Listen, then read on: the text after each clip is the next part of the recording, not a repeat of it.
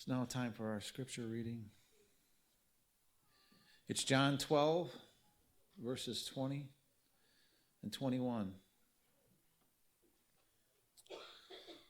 And there were certain Greeks among them that came up to worship at the feast. The same came therefore to Philip, which was when Bethsaida of Galilee, and desired him, saying, Sir, we would see Jesus.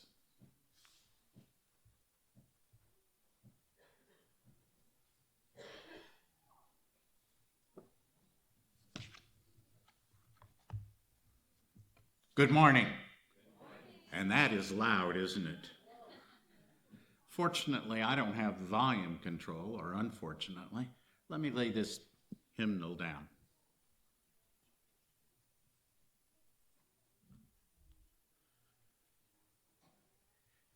Some of you are well aware that most of my adult life, I was a teacher in a college.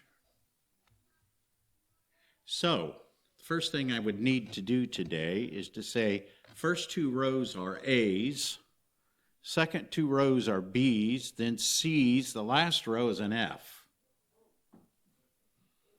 Looks like I've given out a lot of D's and F's today, doesn't it? Everybody seems to think the back row is the great place to be. Maybe it is. That's because I'm so loud. Maybe that's it. It's interesting to me that I have to get these reading glasses out to see my own notes. The really interesting thing is that sometimes I preach at the Monticello Church, and I don't know if the lighting is different or something. I don't need my reading glasses. Whatever it is. Now, oh, wow, they're dirty. Maybe some of you noticed that we got started late today. Part of me wants to apologize for getting started so late, but another part remembers something one of my dearest friends said. It's Sabbath. What else you going to do? So, I'm not going to cut my sermon short. Whatever it is, right? And the title of the sermon is Recognizing Jesus. I kind of think in my mind, I don't know. But when those Greek people came in our text this morning, I wonder if Jesus was standing in the background somewhere, kind of smirking. They don't know who I am. I don't know. But wouldn't that have been interesting? Would you recognize Jesus if he was in the congregation today? Probably not. What was he like? You know, Jesus from time to time has become very popular.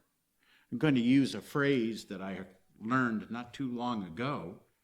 Jesus was T-shirt popular from time to time. You know, you've seen the T-shirts that have some phrase about Jesus. WWJD.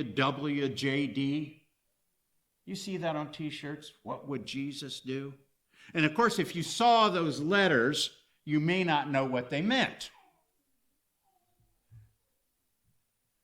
One that I saw, some of you may recognize this, others won't. Jesus is my homeboy.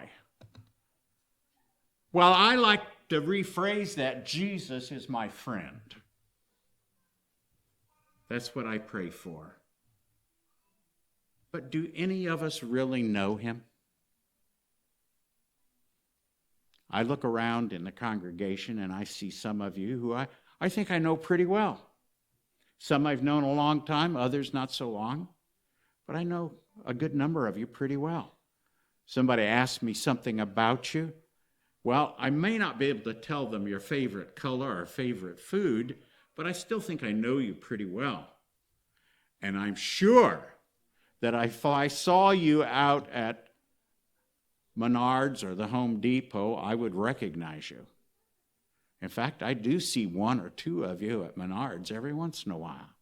Right, Rich? We see each other there. and we recognize each other. It was in the late 1700s. My story starts way back then, quite a while ago. The manager of Baltimore, Maryland's largest hotel, refused lodging to a man dressed as a farmer. And the story doesn't really tell me if he was a bit dirty and dusty or if he smelled like cow manure, but it just says he was dressed like a farmer.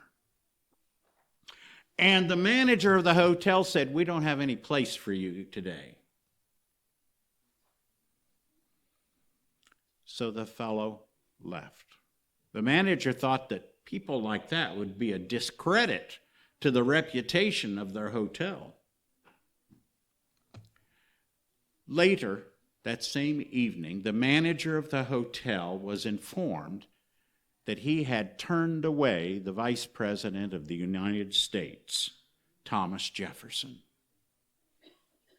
He did not recognize one of the most prominent people in the country at the time. And he sent one of the employees of the hotel, running to find Mr. Jefferson. Baltimore was kind of small then, so you could expect that he could do that. And he found Mr. Jefferson, and he said, "Please come back. The manager is sorry. He made such a big mistake." Thomas Jefferson said, "Tell him I've already secured a room. I value his good intentions, but if there's no place in his hotel for one of this country's farmers, there's no place there for me either." The hotel manager hadn't recognized him. He hadn't realized who he was. And to his discredit, the rest of his life, he had to be reminded of the big mistake he had made. I don't know if he lost his job or not, but he certainly lost some reputation. In our text today, some Greeks approached Philip and said, "Sir, we would see Jesus." I don't know what the situation is, why they wanted to see Jesus. Maybe they needed a miracle healing. Or maybe they had just heard about this really great guy and they wanted to go home and say, "Yeah, we're Jesus freaks. We met him over there in Jerusalem." Or whatever else their reasoning was. Or maybe, just maybe, they intentionally wanted to know this fabulous person. Today, my intent is to share with you this person that I've met. I pray each of you have met him as well. I preached in a church where someone had taken a label maker and put that on top of the pulpit. No, wait a minute, that's a lectern. That's a pulpit. They put it on the lectern. And so that whoever stood there to preach read that message. "Sir, we would see Jesus." Put quite a bit of pressure on whoever was preaching that day. The problem was that the people of that congregation wanted to see only the Jesus that they thought he should be, not the real man. And I have evidence of that in that church went through pastors faster than the average flashlight goes through batteries. They really didn't want to see the real Jesus. The Jesus of the Bible isn't who they were looking for. Many people in the world, me, you, we want to see Jesus. if he looks like we want him to, if he acts like we want him to, if he behaves the way we want him to. And throughout the rest of this talk today, we're going to talk about the people that were around him who didn't think he behaved the way he should or acted the way he should. It's likely that if Jesus were living today, he would probably be arrested as a criminal. If not arrested, nearly everyone around would be angry with him. Why, the Food and Drug Administration would really be upset. They'd have him arrested. He turned water into wine without having a license to do so. You know, you can't make that stuff unless you've gotten a permit. The American Medical Association would be upset with him for practicing medicine without a license. Healing people was just not allowed. Maybe not allowed today, I don't know. Depends on who you talk to about it. Here's the kicker. This would get him in trouble for sure. The National Organization of Women would be upset with Jesus for not choosing a female disciple. Well, that wasn't important in the day. What was Jesus really like? It's a fair question, but it's probably impossible to answer. How can we know what he was like? Why do we need to know? Is it important? I think so. I think it's very important to know what he was like. If we don't understand what Jesus was like, will you really want him for your friend? Some things that just we know about people keep us from being close to them. And we claim, everyone here will claim they want to be close to Jesus as a friend. It's your claim, right? So it's necessary to know what he was really like in order to have him as a friend. I'm going to tell you right away, the Jesus in the gospel is nothing like most of us want our friends to be, or our perception of what he is. It isn't too often, but sometimes here we have a children's story that talks about Jesus. You know, we talk about how the children loved him, how he was meek and mild. Children's stories, right? I'm going to tell you, nothing about Jesus was meek and mild. He was quite the man's man. He handled himself well. Well, you know what else people often think of him as? The miserable holy man who never smiled. We got that idea from one of the historians, Josephus, and I've been told that that was not really in Josephus's original work. Somebody inserted it later, and it was a big lie. I think Jesus really had a great time with people. Oh, of course, you may, and I grew up thinking, Jesus is a fearsome judge, just waiting for me to do something wrong so he could give me a zap or write something down in his precious books up in heaven that says, Robert, of course, at that time I was Bobby, you got a mark against you. You can't go to heaven. Is that the Jesus you want to know as your friend? Not me. I think the Jesus I want to know as my friend is putting the mark that says, Bobby made a mistake, but boy, I sure do like him. I want him in heaven. That's the Jesus I know. Not a fearsome judge. Have you ever seen pictures of Jesus in stained glass windows? About as lifeless as an unfriendly thing as you could ever imagine. But the Gospels reveal a Jesus who's very much alive, who's very much interacting with other people, He's radiant. You know what that means?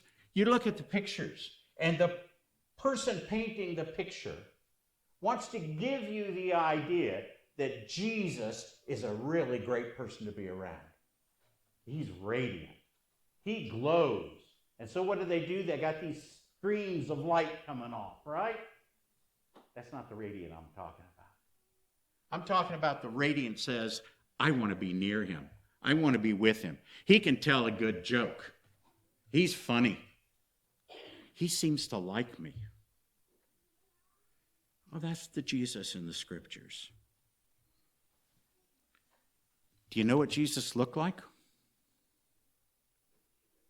Well, now you think you might. Mitchell, my boy, he told me what Jesus looked like, or how did people get the idea in those pictures? You know the ones. Well, let me help you a little bit. We're simply not told what he looked like. Some people have ideas, and some of those ideas are based on some good stuff. He was a Palestinian Jew. No doubt about that, right? Therefore, he was probably olive complected. He was dark-skinned. His eyes were probably brown. And the next time you see somebody like this, think that Jesus must have been that way. Don't laugh. He probably had a hooked nose. When we look at the common picture of what the Palestinian Jew looked like, historical pictures can tell us a lot. He probably had black, long hair. He probably wore it loose and well-groomed. Palestinian men were very proud of their hair. And you know what else they were proud of? Their beards.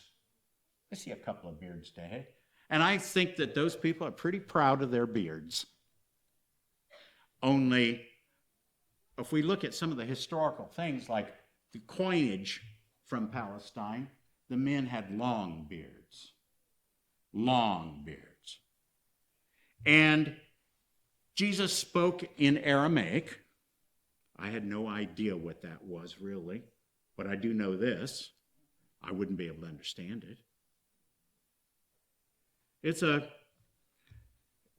He could probably speak Greek and maybe some Latin, but there's one thing that I'm sure you know that I know, and you know. He knew the scriptures.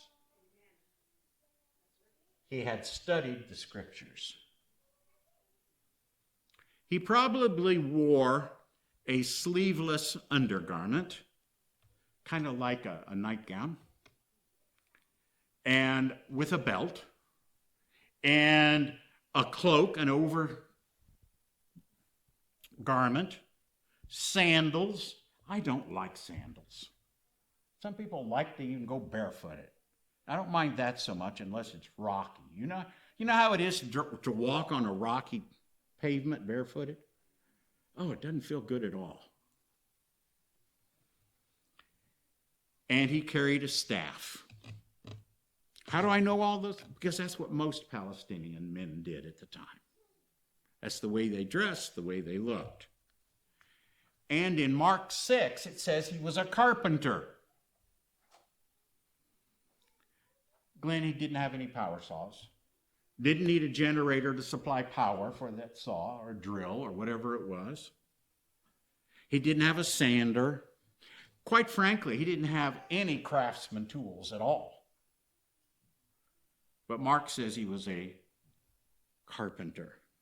Now, I have heard, and maybe you have too, that he really wasn't a carpenter. That it was probably a mason. He probably had mud bricks or blocks, and they made houses out of that. And if you look at the Middle East, they don't use quite so much frame buildings as they do those mud brick buildings. In fact, I believe it was just this past week or the week before, there was a big earthquake, and the comments were all the mud brick buildings were falling apart. And it's quite possibly that's the kind of construction work Jesus did. But Mark 6 says he was a carpenter. And you know what? He had to cut down his own trees or dig up his own clay and mix it, what he was doing. Everything had to be done by hand. Boy, he must have had muscles, don't you think? And you know the story that they tell about Jesus going into the temple and driving out all these merchants that were selling the little lambs and other sacrifices? Must have been a noisy, smelly place. But he went in there and drove them all out. I believe that cloak he had on came back and showed what a big muscle he had. Why else would they leave? He must have been a strong man. What else I can say about his strength is he lived outdoors. He was an outdoorsman. He didn't have a car to drive. How did he get from place to place? There wasn't any bus service, no metro. He walked.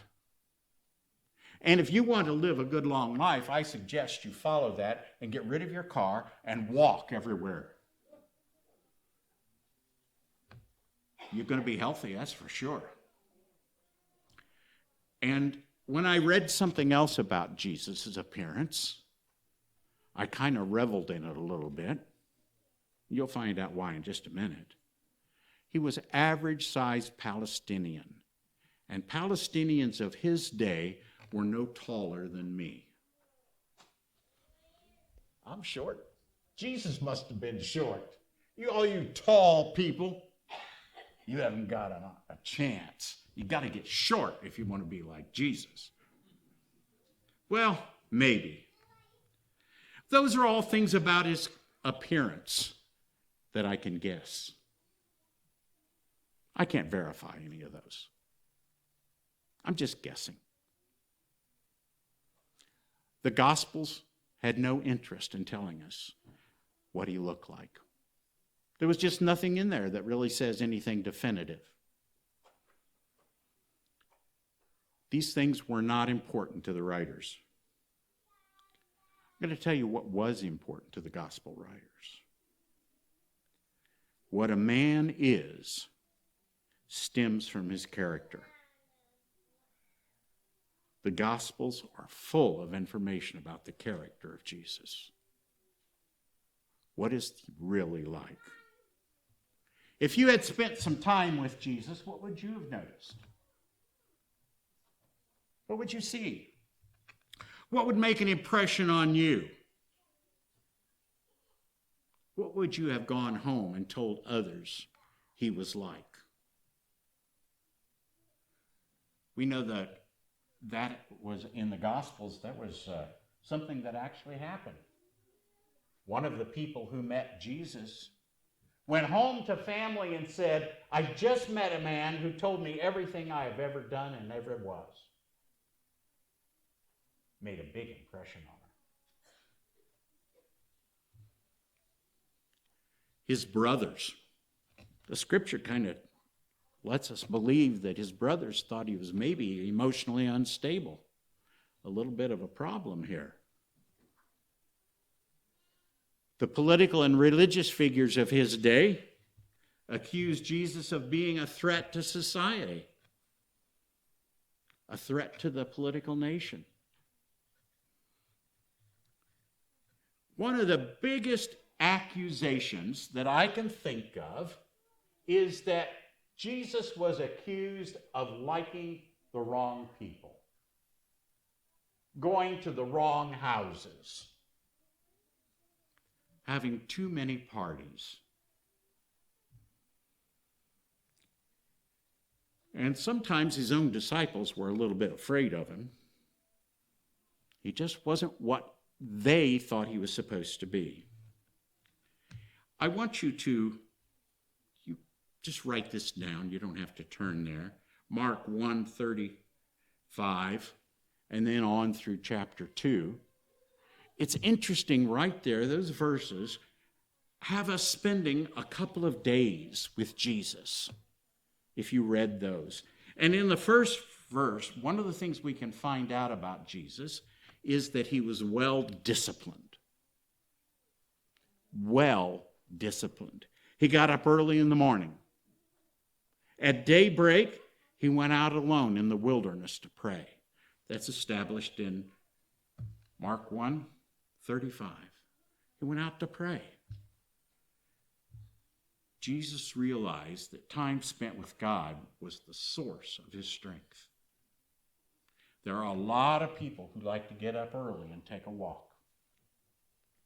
Jesus got up early and met with our Father in heaven. If it's good enough for him, is it good enough for you to meet with your Father in heaven first thing in the morning? In the next verse, some disciples, Peter and others, came to Jesus and wanted him to hurry back to where they had been because, come on, Jesus, people are waiting. Jesus was not swayed by what people wanted. What was important to him was what his Father in heaven wanted. He knew that when you gave in to the people, the next thing you know, they've got control over you. And you no longer are doing your own thing. I tell you a fable about an elderly man and a young boy who were traveling from village to village. And they were walking along, and behind them, attached with a short rope, was a donkey. And when they got to the first village, the people said that he was crazy. One of them should be riding on that donkey. So he got up on the donkey, and he and the boy and the donkey went to the next village. And the village people said, "Oh, you terrible guy. You're riding on this donkey and you're making the child walk." So he got off and he put the child up on the donkey, and they walked on to the next village. And the people there were so incensed. Terrible, terrible man. This child will end up being lazy. And so he said, okay. And the child got on the donkey, stayed on the donkey, and the man got up on the donkey, and they both walked on. And they got to the next village, and the people there were yelling and screaming at him what a terrible person he was because he was mistreating this donkey. The last thing the people in that village saw was that the old man and the boy walked on, and the old man was carrying the donkey. People's opinions, people's desires for you are not guiding your life. What the Holy Spirit tells us, what Jesus wants us to know, should guide our lives, not the opinions of other people.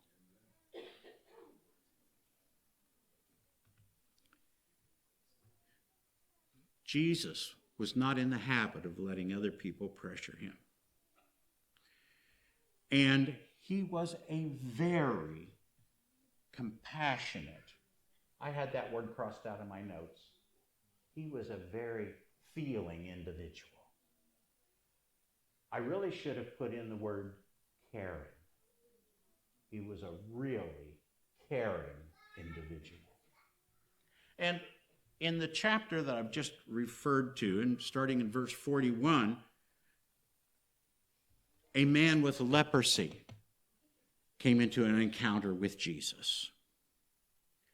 And I can, as I read that, feel how Jesus' heart must have felt, seeing this man who was covered with sores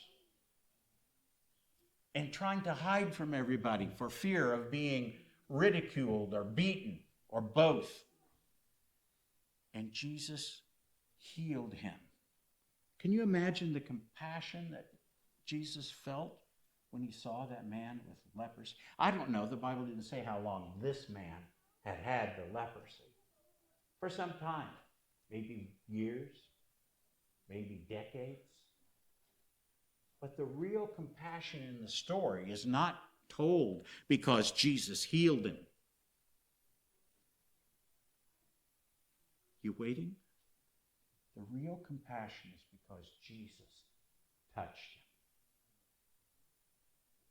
It's so important to be touched.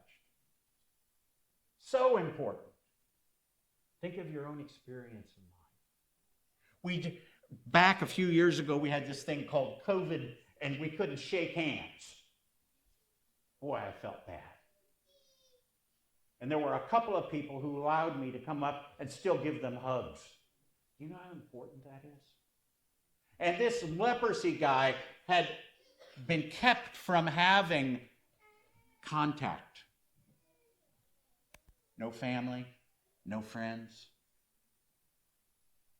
Couldn't touch. And Jesus reached out and touched him. That's understanding. That's knowing what's really needed.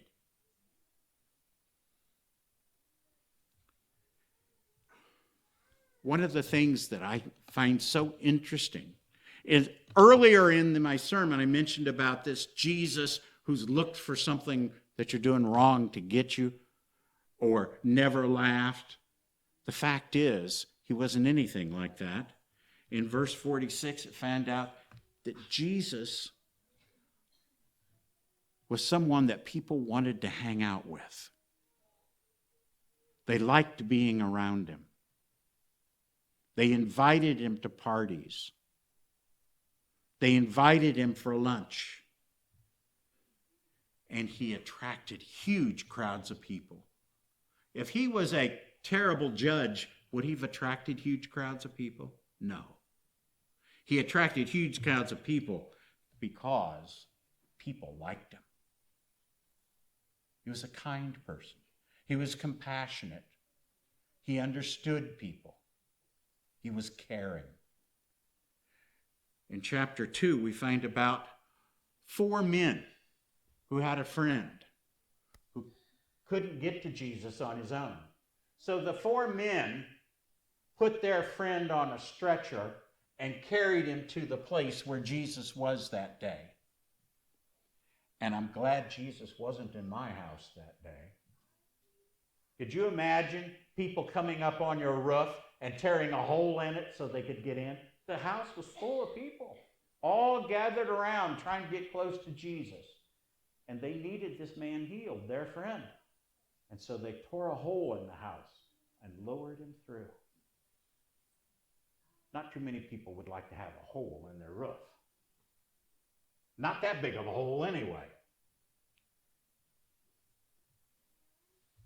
Jesus didn't chastise anybody for tearing up the house. What did he do? He healed the man. He encouraged acts of faith. You know, he cheered people up on their journey. He did not say, now you folks can tell me later if I'm wrong on this, but I don't think there's ever recorded that Jesus said, I'm so sorry for your condition, I'll pray for you. Nobody's challenging me. I never read anything where Jesus said, I'll pray for you. What did he do instead? He acted. He did. He gave them whatever they needed. That's the Jesus that the scripture talks about. A person of action, of accomplishments, of doing things.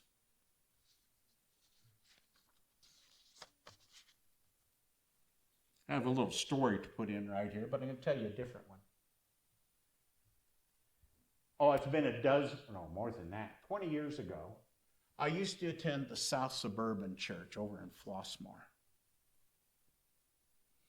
And in the hallway, there was a bulletin board, just like we got out here, a bulletin board.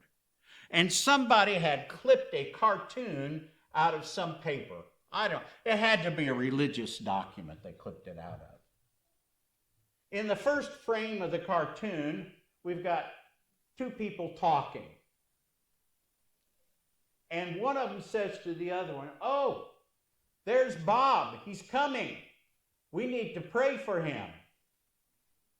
Dear Lord, please take care of Bob.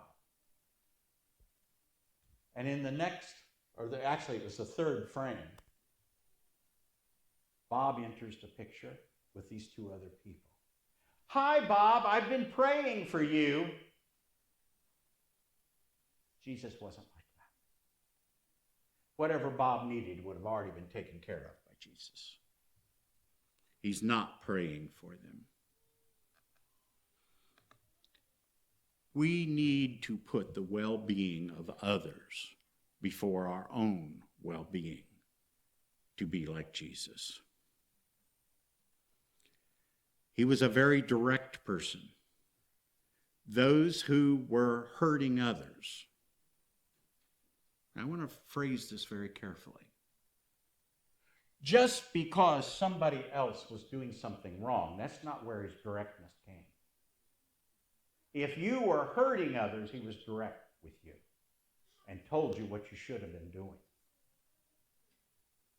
You know, when leaders and the people brought this woman who had been caught in the act of adultery, he didn't condemn her, did he? He was after those who were condemning her already. He didn't like to see people hurt, put down. Jesus enjoyed the company of non-religious people. Glenn and I were just talking before the church service about how lucky we were to have a church, a family. All of you are my friends. You don't have to agree with what I say, but you're my friends. And if I look out and we stop somebody on the road, they won't have near as many friends. And they won't be the kind that you can count on either. But I'm sure I can count on every one of you. Jesus enjoyed the company of non-religious people. I said that, but it's important for me to call you. Who are those non-religious people? Sinners. He liked sinners. Do you? In verses 13 through 17 of Mark 2, we find that Jesus has called Matthew to be a disciple. Most of you already know who Matthew is. A tax collector, right? How many of you invited IRS personnel to your home for dinner? Who really likes the IRS? Internal Revenue Service, right? I don't even know anybody who works for the IRS. And I'm not sure I would like to have them home for dinner because they might look and say, you don't make that much money. What are you doing with that? You know, we are all afraid of those kinds of things, aren't we? And so the average person in Jesus's time was also afraid of tax collectors. In fact, I think that a tax collector at the time of Jesus was about as popular as a child molester. Nobody wants one to move in next door, do you? And I think that's how they felt about Matthew at the time. So what did Jesus do? He asked Matthew to be one of his closest associates. And not only did he do that, he went over to Matthew's house and had a party with Matthew and his tax collector buddies. Matthew couldn't have gotten anybody else there. He wasn't well liked enough to bring other people in, so he had to bring in someone like himself, right? I'm assuming they were all tax collectors. And Jesus found himself in their house. How many of you know the story? You know the song, don't you? Zacchaeus was a wee little man. What was he? A tax collector. And Jesus said, come on, I want to go to your house. He liked the people who weren't real likable.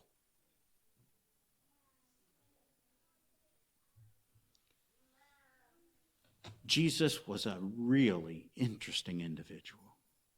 He liked the people he shouldn't. He loved the people who needed him. He was compassionate. And he was constantly looking to put more people into the kingdom. I'm going to tell you a little story.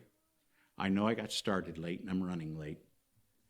But this next parable is super, super important. It's about Maria.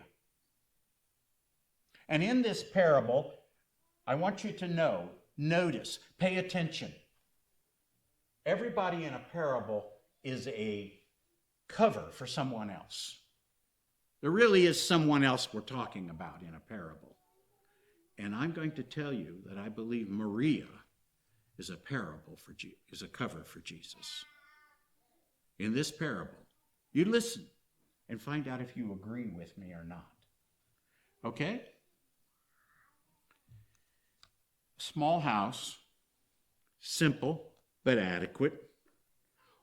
One large room on a dusty, dirty dirt street on the outskirts of a Brazilian village. Maria and her daughter Christina lived in this house. They did what they could to make it more livable, to add some color. Picture of a family, somebody in the past was on the wall.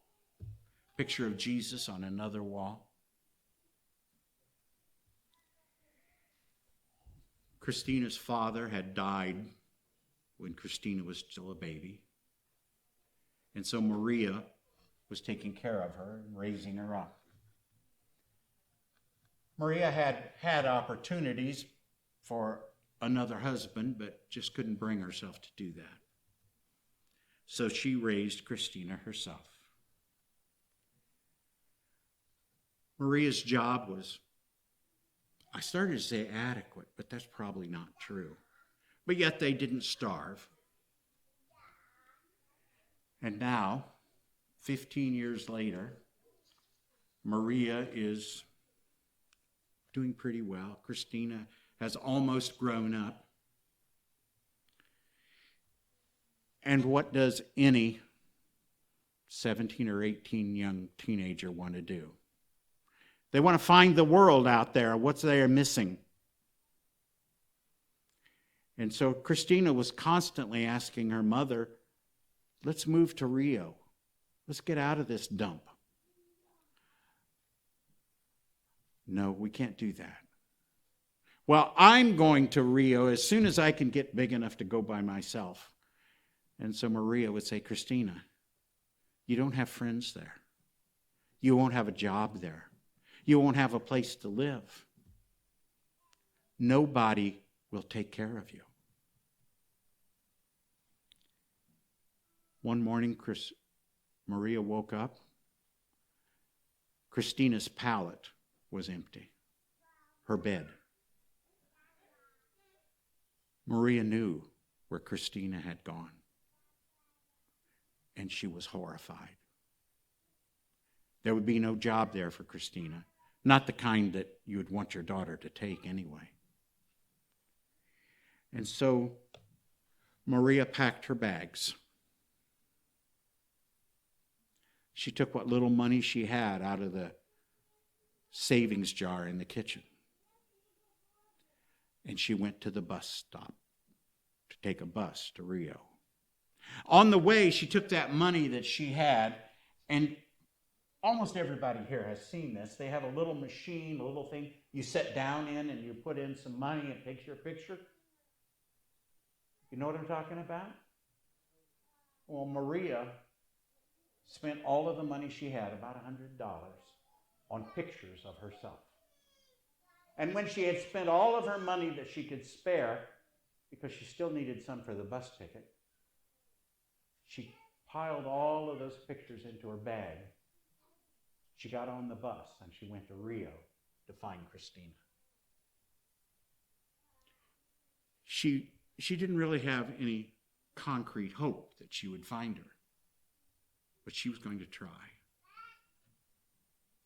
And every time she went into a hotel, she put one of her pictures on a bulletin board or on the mirror where people would stop and look at themselves before they went out the door. And she didn't stop with hotels. She went to every place of ill repute, every bar, every house of prostitution, because she knew those were the only jobs that were available to Christina. And she kept putting her pictures up all over Rio and watching for Christina, but she didn't find her. Finally, she ran out of pictures. And she picked up her bag in great sorrow and went home and waited and waited. One day, Christina was coming down the grand staircase in a hotel from a room she hadn't paid for. And she saw on the door, as you go out into the street, her mother's picture.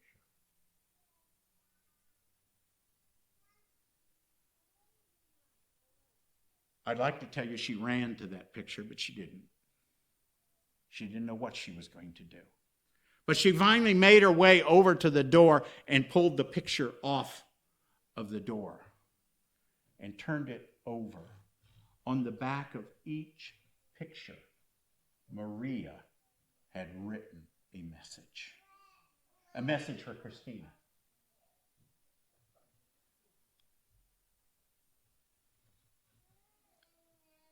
What you have done, whatever you have become, it doesn't matter.